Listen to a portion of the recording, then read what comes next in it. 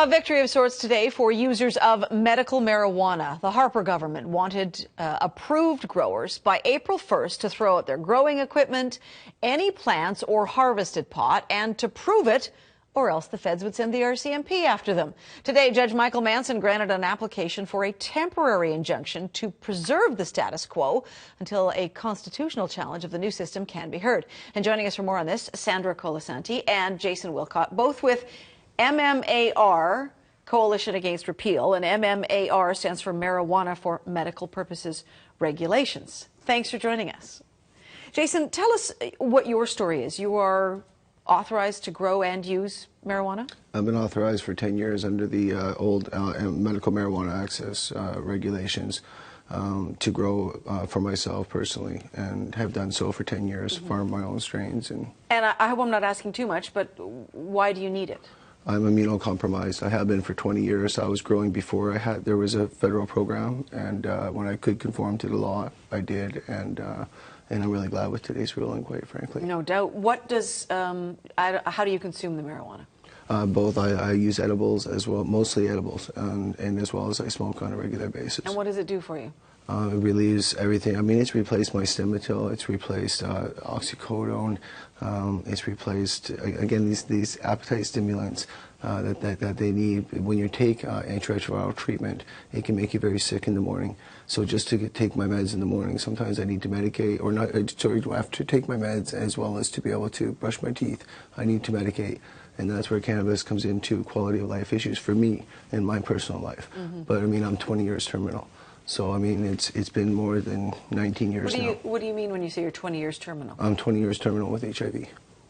Meaning you have 20 years left to live, or you've been living with it? I've been living with it for 20 years. I've been growing 19 of which I was introduced to cannabis after I was put on a host of medications that made me very sick, and I was dealing with inflammation. I was on a whole cocktail of pills that just had me gobsmacked on the couch, and I was introduced to cannabis before there was ever a federal program, and found that it worked, and it got me off all those pills.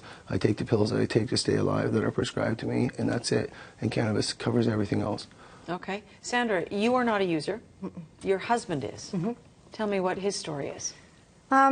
He broke his back. Well, he had a car accident, back injury, or broke his back and broke his neck in a second accident. And he was a concrete finisher. And basically, he was on a host of pharmaceutical drugs and pain relievers. Pain relievers, strong ones, and was told he could no longer, be in that industry. And then he found that this was working for him because he was getting ulcers from the medications.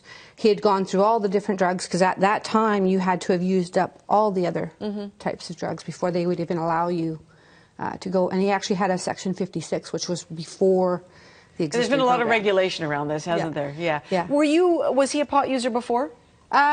Yes, but not significantly, not a lot, and doesn't drink alcohol. So it was kind of one of those things that was his preferred choice at the time. Yeah. Now, Jason, this court injunction today really stops what was going to be, what most people were suggesting was a fairly heavy-handed move by Health Canada. Absolutely. It would have caused irreparable harm to medical patients in this country in such a way that 18 months ago we started a campaign with the coalition to fund this matter and to look into explore what our options were, because we could see then there was going to be damage if you just up and remove gardens. Worst part about it was a scarlet letter of fire, mold, and organized crime that, quite frankly, through the injunction, we learned was anecdotal in nature. And these are the allegations that it's dangerous for you to grow your own marijuana. There's mold. There's potential for fire.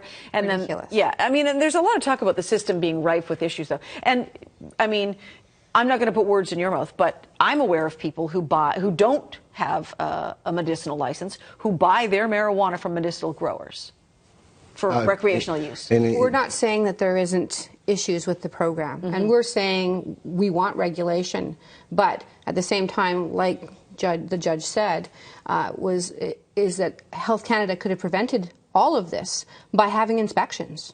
And in fact, John Conway... But they don't have the money to inspect. I mean, how many people in Canada are licensed to grow marijuana for medical? I would use the analogy, though, too, that we look at how many drunk drivers and people on pills right now are going out driving drunk and killing people. We police the drunk drivers. We don't throw all the cars off the road. And that's what they were trying to do with the patients. And I'm glad that justice stepped in and interfered and allowed the Constitution to have a chance to put the MMPR under constitutional scrutiny. Right. Had either of you started throwing gear away or dismantling your grows or anything like that? Absolutely not. We were getting prepared to, you know, do a burning. Yeah. Were you concerned about the RCMP showing up at your door? Yes, because of my husband's pretty high profile, and so yeah, we were concerned about it.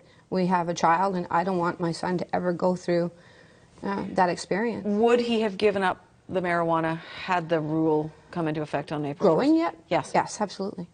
We wouldn't have had a choice. Would you?